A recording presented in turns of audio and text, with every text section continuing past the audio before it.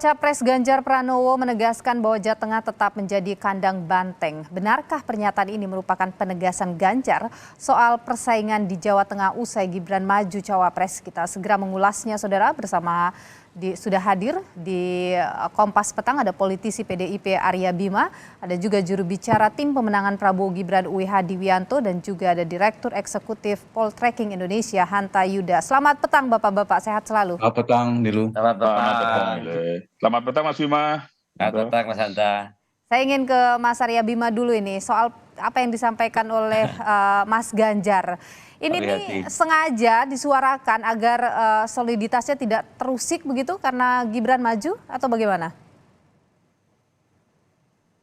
Ya memang sejarah demikian ya.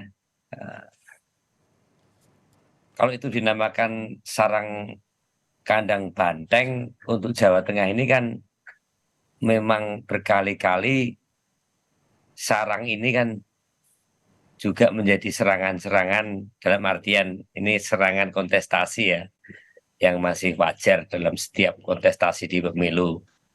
Ya, Pak Prabowo pada pemilu 2014, 2019, kami melihat itu mesti menjadi sasaran. Sekarang pun juga ya, Mas Anies, Mas Prabowo, Pak Prabowo juga melihat bagaimana kekuatan PDI Perjuangan dengan partai pengusung lainnya yang saat ini mengusung Pak Ganjar Pranowo dan Pak Mahfud MD ini akan menjadi wilayah yang pertempuran dalam tanda petik itu pasti akan ramai di sana. Jadi menurut saya kalau memang itu menjadi target utama itu wajar-wajar saja ya. Oke, makin ramai karena adanya Gibran atau bagaimana, Bung Bima? Ya termasuk Mas Wali Kota Gibran ya. Kami tetap akan menunggu.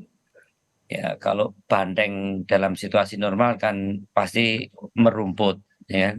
Tapi kalau di Jateng ini kalau ada hal yang intimidatif pasti kami akan melawan. Oke, kalau itu pertempuran bersifat normal, elektoral, kader partai bersaing, kandidat kontestasi, itu kami masih sangat optimis ya.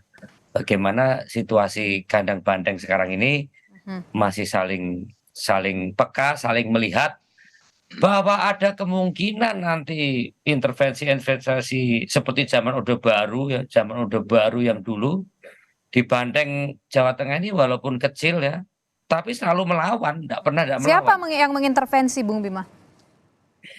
Ya ini kan netralitas aparat ini kan mulai terdengar sayup-sayup di kuping Banteng ya. Tapi Ibu Mega lewat Mbak Puan selalu menyampaikan konsentrasi, jangan terpancing.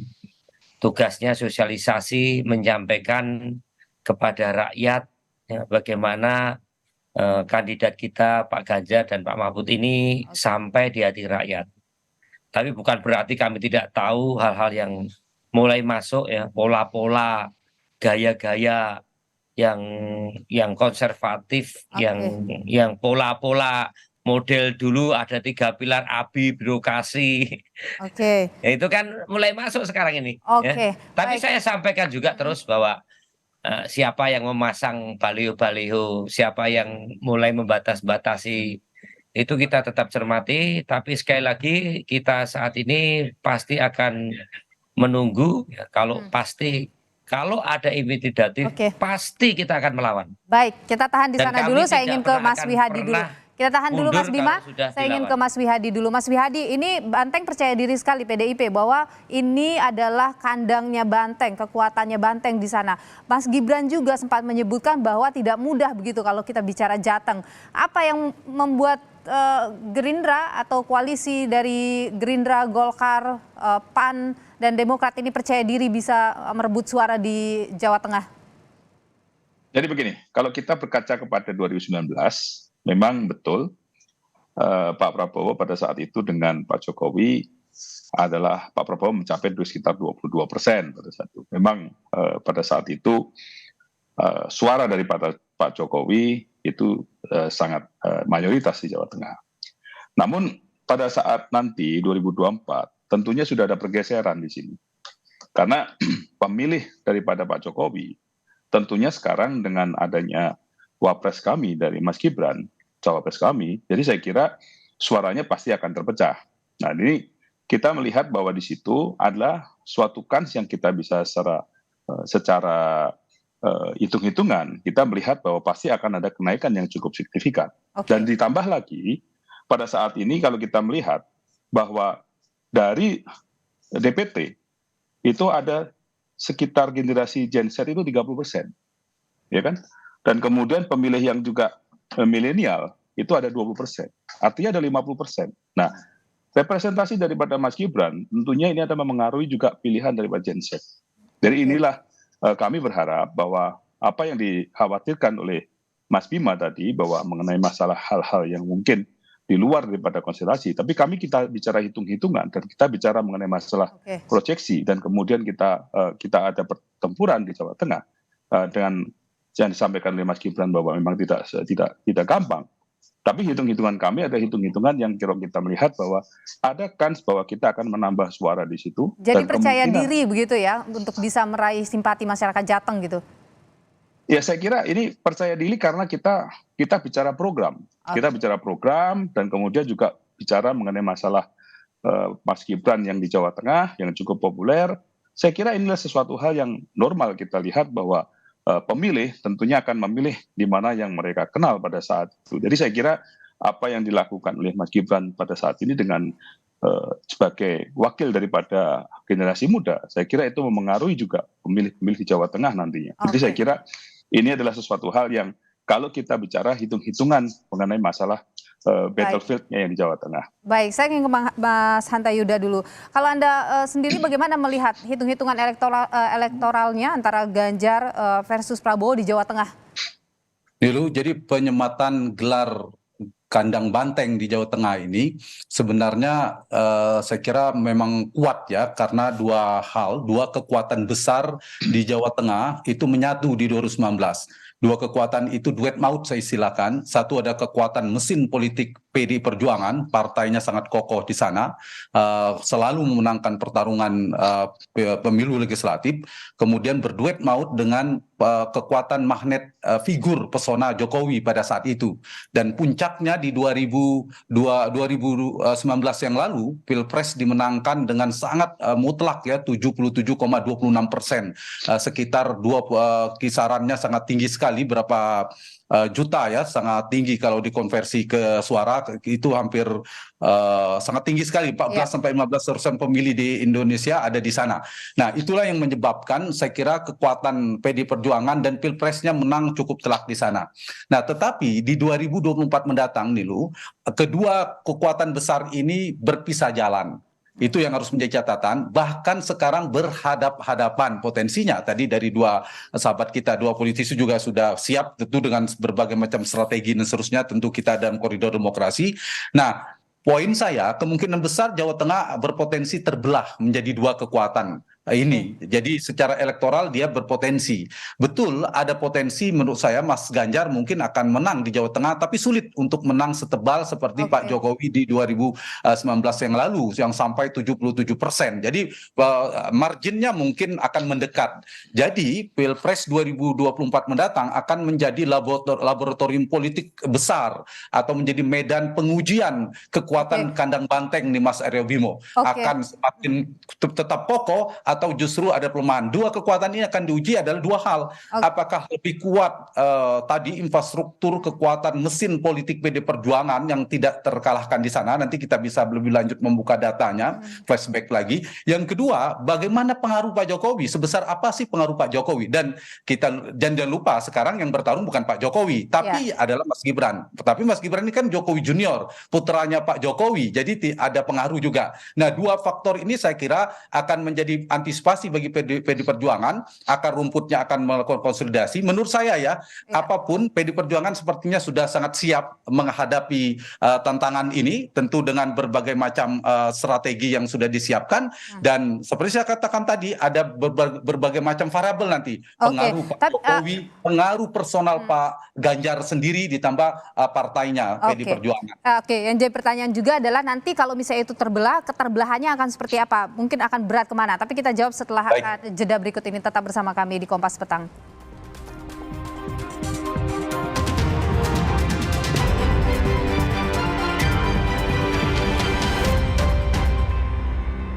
Kita lanjutkan ke perbincangan kita sore hari ini, Saudara. Masih bersama saya Arya Bima, politisi PDIP, Wihadi Wianto, jubir tim pemenangan Prabowo Gibran, dan juga Bung Hanta Yuda, Direktur Eksekutif Poltreking Indonesia. Tadi Mas Hanta sempat menyebut soal ada potensi keterbelahan di Jawa Tengah. Saya ke Mas Bima dulu. Mas Bima, kalau melihat potensi ada keterbelahan, pasti Pak Hasto juga tadi menyebut ya soal Gibran sudah mundur begitu dari udah pamit dari PDI Perjuangan.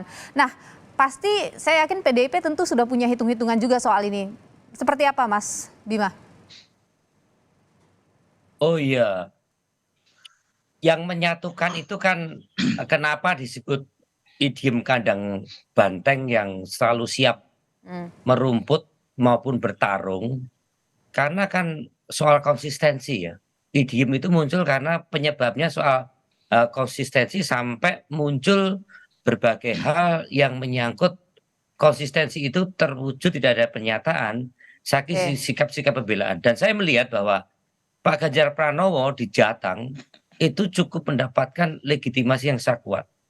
Apalagi tren membawa Pak Mahfud MD itu juga mempunyai satu segmented masyarakat yang saat ini butuh betul-betul orang yang komit terhadap penegakan hukum, ya, yang betul-betul komit terhadap penegakan hukum dalam artian pemberantasan korupsi.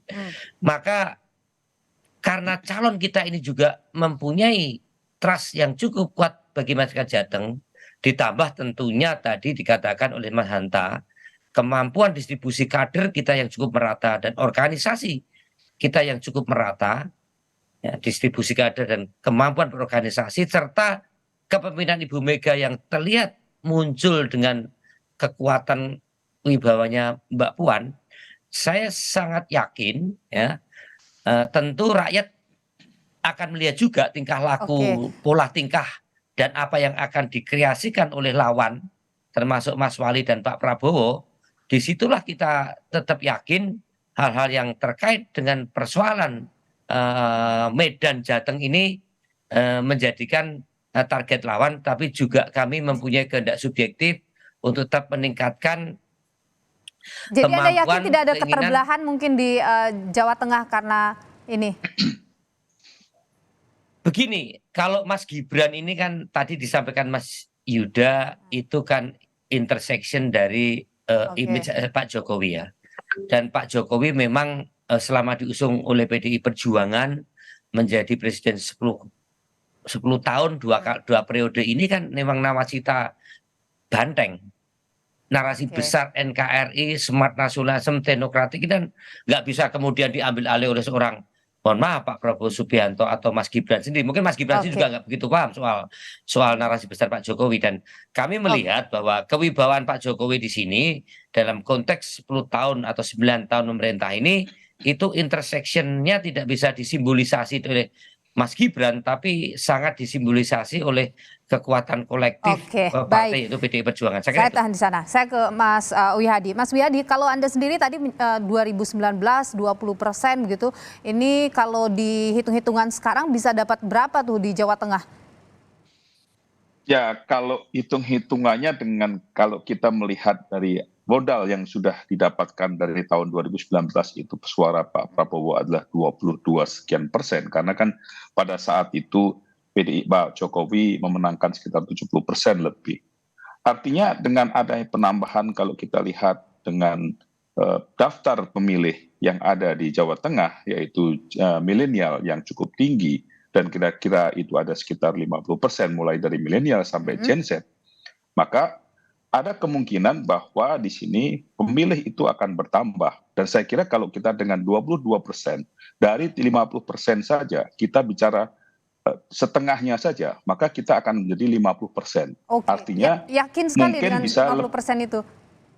Ya, saya kira ini adalah hitung-hitungan kalau kita bisa berdasarkan dari data pemilih dan kemungkinan bagaimana Mas Gibran mempunyai satu relawan, dan juga bagaimana Mas Gibran menjadi representasi dari generasi muda. Dan saya kira ini suatu hal yang hitung-hitungan yang kita tidak asal mengatakan bahwa akan memenangkan, tetapi ada hitung-hitungan yang kita lihat bahwa ada potensi suara yang akan beralih kepada Oke. Mas Gibran Kalau- dan penambahan suara dari Pak Prabowo. Kalau tadi disebut oleh Mas Bima misalnya bahwa ya bagaimanapun kalau kita bicara Jawa Tengah, kesuksesan dari Pak Jokowi tidak bisa kemudian diturunkan bahwa ini nanti bisa oleh Gibran dengan cara yang sama juga, tapi itu udah PDIP begitu, karena ini adalah wilayahnya PDIP. Bagaimana kepercayaan diri Anda atau dari tim pemenangan Gerindra dan juga koalisinya bisa meraih 50% tadi yang Anda sebutkan itu?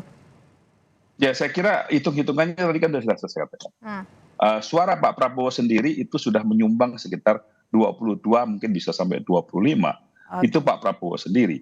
Nah, kemudian kalau kita bicara mengenai masalah bagaimana Mas Gibran sebagai representasi generasi muda Jawa Tengah yang akan menjadi pemimpin, menjadi cawapres. Jadi saya kira ini kita tidak melihat bahwa pemilih ini adalah pemilih siapa, apakah itu pemilih dari partai mana, tetapi adalah generasi muda yang sama-sama generasi muda mempunyai idola. Dan saya kira ini adalah sesuatu Jadi hal. targetnya Mas memang Gibran milenial dan Gen Z itu ya, Mas? Ya, saya kira itu sudah jelas kalau di situ pangsa pasar dan potensi daripada suara daripada Mas Gibran di Jawa Tengah itu kita melihat bahwa bagaimana yang namanya milenial dan Gen Z itu cukup besar di sana. Jadi saya kira hitung-hitungannya itulah kita bicara mengenai masalah apa yang kita hitung di Jawa Tengah. Nah, apakah pemilih yang dulunya itu adalah pemilih yang ke Pak Jokowi? Tentunya ada juga pemilih Pak Jokowi yang akan menambahkan suaranya. Jadi tidak semuanya pemilih Pak Jokowi itu akan tetap memilih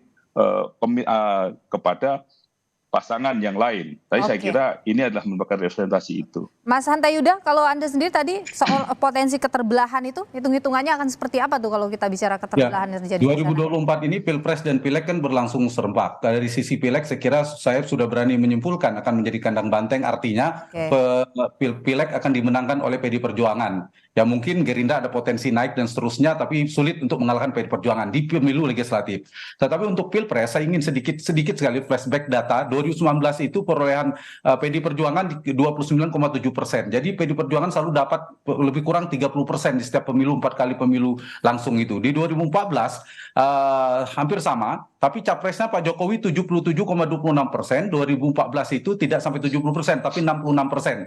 Jangan lupa di 2009-2014 Pilpres juga diikuti oleh capresnya PD Perjuangan Ibu Mega. Ibu Mega itu 38% di 2009, 2014 sekitar 30%. Mungkin Mas Aryo Bimo bisa mengoreksi. Nah ini yang harus diantisipasi oleh PD Perjuangan. Di 2009 itu Ibu Mega hanya menang di 4 kabupaten dari 35 kabupaten. Pak SBY yang lebih banyak pada saat itu, sehingga wilayah-wilayah Pantura yang terutama kabupaten yang dimenangkan oleh Ibu Mega, sementara di Solo Raya wilayah Jawa Tengah Selatan itu sekarang banyak dikuasai oleh Pak Jokowi. Nah poin saya adalah ini yang saya katakan akan ada dua kekuatan yang saling tarik menarik kekuatannya, meskipun tadi kesimpulan sementara saya tetap Mas Ganjar yang unggul, tapi unggul untuk tebalnya itu agak sulit. Nah tergantung pada, ini kan kandang banteng kalau kita analogikan pemilihnya, tergantung pada kekuatan figur yang menggerakkan banteng-bantengnya ini.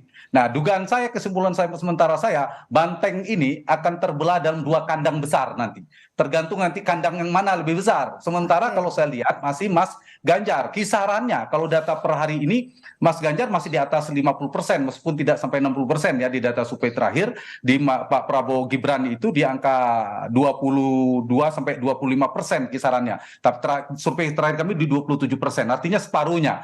Masih jauh memang, tapi paling tidak ada tingkat pertumbuhan potensi yang saya kira menjadi potensi bagi pasangan Prabowo Gibran, tapi di saat yang sama menjadi antisipasi bagi pasangan Mas Ganjar dan Pak Mahfud. Jadi ujungnya tergantung pada kekuatan figur memang. Kita harus mengatakan sekarang yang bertarung bukan Pak Jokowi, tapi Mas Gibran. Jadi tapi jangan tidak berlebihan juga mengatakan ini bisa dikatakan periode 2,5-nya Pak Jokowi, karena ada pengaruh Pak Jokowi di sini. Nah karena itu poin saya yang pasti menjadi variabel utama adalah performa elektoral si kandidat tetap. Karena itu kekuatan Mas Ganjar, kita tahu Mas Ganjar dulu kekuatannya 58% di Pilgub, Pak Jokowi memang lebih kuat 77,26. Tapi Pak Jokowi kan tidak berhadapan dengan Pak Ganjar langsung sekarang. Pak Ganjar tetap punya potensi. Jadi poin saya pertama yang sangat berpengaruh adalah kekuatan atau performa elektoral kandidat, itu nomor satu. Yang kedua adalah mesin-mesin pengepul suara. Siapa mesin-mesin pengepul suara ini? Bisa partai politik dan kingmaker. Ada 2 kingmaker yang kuat di Indonesia hari ini dan terkuat juga di Jawa Tengah. Namanya Joko Widodo dan Megawati Soekarno Putri. Ibu Mega itu akarnya sangat kuat mendalam di jangkar struktur kekuasaan PDI Perjuangan. Pak Jokowi itu menjulang ibarat pohon, dia menjulang ke atas. Jadi kalau bergabung memang duet maut, tapi kalau berpisah ya akan menjadi pertarungan yang sengit juga ini. Kira-kira gitu gambarannya. Jadi kesimpulan saya sementara paling tinggi gitu ya, kisaran Pak Prabowo itu maksimal 30-40%, sementara dugaan saya Mas Ganjar di kisaran 50-60%. Itu kira-kira kekuatannya. Baik, saya ke Mas Bima. Mas Bima, jadi bagaimana nih nanti untuk memperkuat lagi mesin partai ini untuk bisa menguasai, benar-benar menguasai Jateng di Pilpres nanti? Singkat saja. Oh ya, kalau mesin partai dengan konsolidasi 3 pilar kita yang hampir menguasai 24 kepala daerah, juga meratanya legislatif dan mesin partai, ini asal itu dilaksanakan pemilu itu secara jujur dan adil, tidak boleh ada kecurangan, ya, tidak boleh ada intervensi dari berbagai kekuatan struktur negara, kita pasti dan yakin kita akan menang. Dan kita pasti akan melakukan perlawanan yang sengit, ya, banteng bersama rakyat, kalau memang ada intervensi-intervensi yang membuat pemilu itu tidak jujur dan tidak adil. Saya kira itu yang menjadi catatan kami. Organisasi di 3 pilar kami cukup kuat dan kami adalah banteng yang konsisten, sehingga Jawa Tengah disebut sebagai kandang banteng karena masalah loyalitas kita juga pada pimpinan serta kandidat kita yang menjual. Mas Gibran memang tokoh muda yang lahir menjadi wakil presiden, tapi proses daripada pencalonan kemarin itu adalah model yang sangat tua, model yang sudah zaman Orde Baru, dan Pak Jokowi juga tidak secemerlang sekarang karena faktor nepotisme dalam pengusungan Mas Gibran ini. Yang secara moral dan etis masyarakat Jawa Tengah sangat-sangat merasa kok semacam itu Pak Jokowi bisa melakukan tindakan-tindakan yang sangat tidak etis. Saya kira itu. Terima kasih. Baik, terima kasih Mas Bima, kami tangkap. Dan Mas Wihadi, kalau dari koalisi Pak Prabowo ini, bagaimana ini menguatkan mesin partai untuk bisa, tadi Anda sangat optimis 50% begitu di sana. Singkat saja. Jadi begini, kami pada saat ini dengan koalisi Indonesia Maju, tentunya dengan Gerindra, kemudian suara Golkar, dan di situ juga ada suara PAN, suara Demokrat. Tentu itu adalah modal suara yang bisa untuk menambah suara daripada Pak Prabowo dan Mas Gibran. Dan tentunya dalam hal ini apa hitung-hitungan kita dan bagaimana yang namanya struktur kita sudah bekerja, dan itu bukan hanya struktur Gerindra, struktur daripada Golkar sendiri dengan kepala daerah yang ada di Jawa Tengah, saya kira mereka sudah pasti akan all out untuk menangkan pasangan Pak Prabowo dan Mas Gibran. Dan tentunya hal ini ditambah lagi dengan adanya bagaimana relawan-relawan yang ada di Jawa Tengah yang akan mendukung Mas Gibran, dan relawan itu akan sangat solid untuk menambah suara. Jadi saya kira apa yang menjadi keoptimisan kita di Jawa Tengah itu adalah bukan tidak berdasar, tetapi karena kami adalah dengan koalisi yang ada inilah koalisi yang mempunyai dukungan daripada partai-partai politik yang memang sudah juga perhitungan suaranya di Jawa Tengah itu bukanlah sesuatu hal yang kosong. Mereka mempunyai kontribusi yang cukup banyak pada koalisi Indonesia Maju. Baik, Mas Hanta, terakhir singkat saja Mas Hanta. Jadi yang paling penting sekarang menguatkan tokohnya atau menguatkan mesin partainya untuk merebut suara di Jawa Tengah? Khusus Jawa Tengah sama pentingnya. Tapi tetap karena ini Pilpres, pilihannya tetap ke kandidat. Jadi saling disambungkan. Banteng, istilah kandang banteng, istilah saya tergantung pada pengaruh si penggerak yang menarik ke kandangnya masing-masing.